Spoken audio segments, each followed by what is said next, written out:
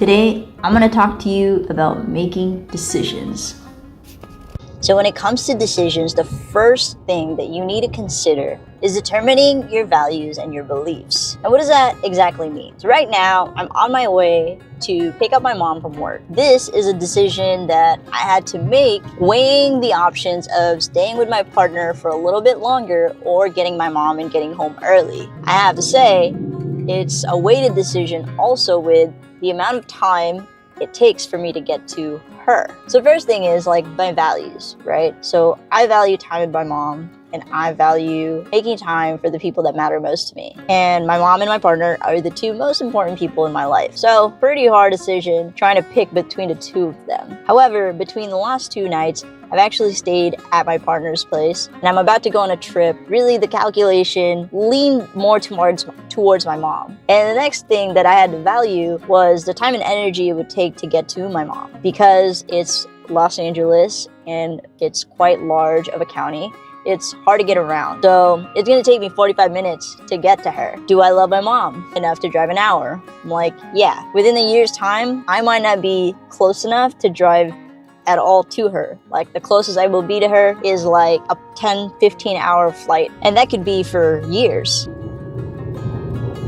So now I've told you about prioritizing your beliefs and your values. So what do you believe in? Do you believe in time with the sports that matter to you? Do you believe in putting work above everything because work is important to you? That should be like your baseline foundational level of how to make a decision. And the other part is, what do you not want to happen? What are the situations that you never want to find yourself in? Is it not being out of money? Is it not having regrets that you had spent more time with certain people? That is factor 2. And for me, in this particular situation, I would rather have the memory of driving 45 minutes in the car to get to my mom and getting the 3 hours I am gonna get like once we get home to actually hang out, spend time together, ask her questions, eat a meal together, maybe even play a board game. That's that.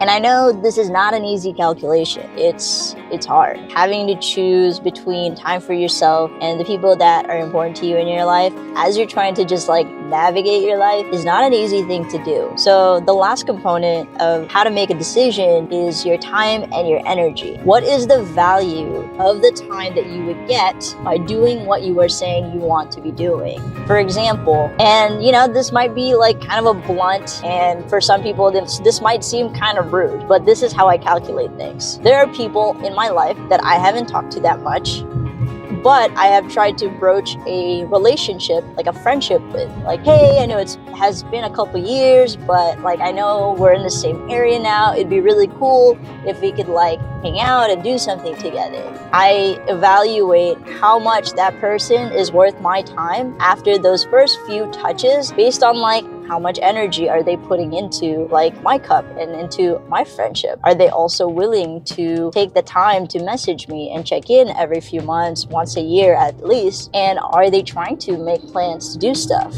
right? And for different people, this is gonna be a different calculation, because there's some people that you know you're always gonna be the one that has to reach out, and that's okay. But I'm not willing to do that with every single person that I'm trying to reconnect or just connect with. So where is my time and energy most valuable? For my mom, it's almost a no-brainer competition. Her and my partner, I'm willing to drive to see, and I'm willing to spend time for, and I'm willing to lose sleep over, because they're the most important people in my life. My mom, anybody really, right, is not guaranteed an eternal lifetime, but especially our parents and like older mentors and like siblings and stuff, they're not guaranteed 40 more years with us. If I'm gonna choose her or like some random event with people I barely even know, I'm gonna choose her. Even if like I have to drive more because she doesn't like have a car and I have to pick her up, or I have to do all the driving when we're together. And with my partner, you know, he is gonna be the person that I spend most of my time with for the rest of my life, you know, barring something tragic happening or we like break up far sooner than I expect. In life,